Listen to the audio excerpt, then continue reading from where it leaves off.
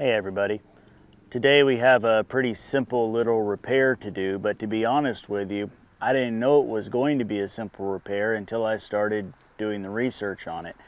You may know from a couple of videos that this trailer is actually pretty new to us, but the wire, the connector, fell out of the connector on the vehicle, and in doing so it got damaged quite severely. It happens to actually still work, but I don't want to leave it like this. I want to put on a proper connector and make sure that I don't get further damage from water getting into that or anything else. So today we're going to repair this, and all it's going to take is a new connector, which was about $5, one Phillips screwdriver, and one small flathead screwdriver. So let's do it. So first thing I want you to see is you can tell where it was riding on the road for apparently quite a long time. And this is the new one, and you can see there's a set screw on this, but on the old one, that screw is now completely missing. So you can see how busted up this is. So really all we need to do for the old one is to remove this screw, which is actually just clamping down onto the wire and sort of holding things into place. But not, I don't know how else to explain it. It's not terribly functional. And so it slides forward just like that, okay? So now we're going to double check and make sure that these wires are actually connected to the correct label. So on your end piece here, it's going to say green, red, blue, and things like that.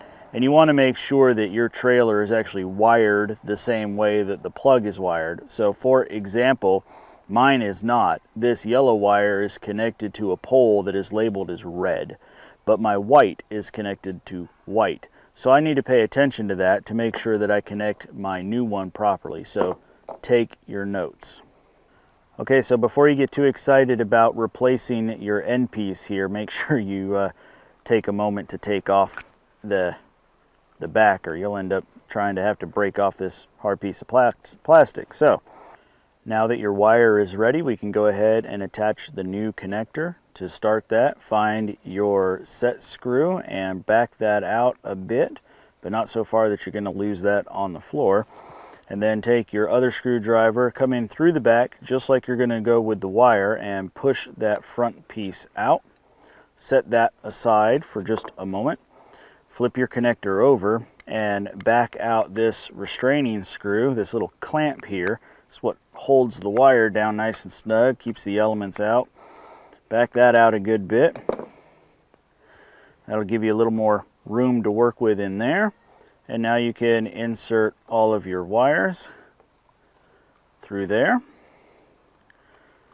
And now reconnect the front just as it was wired up previously.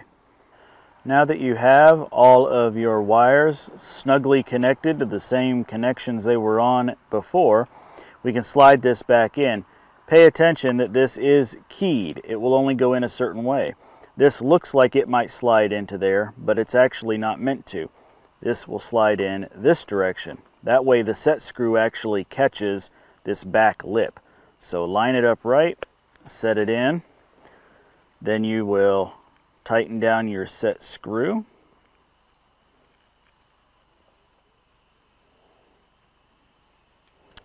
Then turn it over and tighten down the clamp here that's holding the wire and keeping all the nature out of this. And that's it. So for, depending which model you buy, for $5 to $10 and 5 to 10 minutes of your time, we've fixed the lights on this trailer. Now, don't forget to take the time to hook this up and test and make sure that when you do your left turn signal, the left turn signal comes on, and when you brake, the lights illuminate, and so forth, to make sure that all your connections were indeed correct and that you're ready to drive down the road. Thank you all so much for watching, and thanks to our Patreons who help support the channel and make doing little projects like this even possible. Thank you for watching. We'll see you next time. Bye.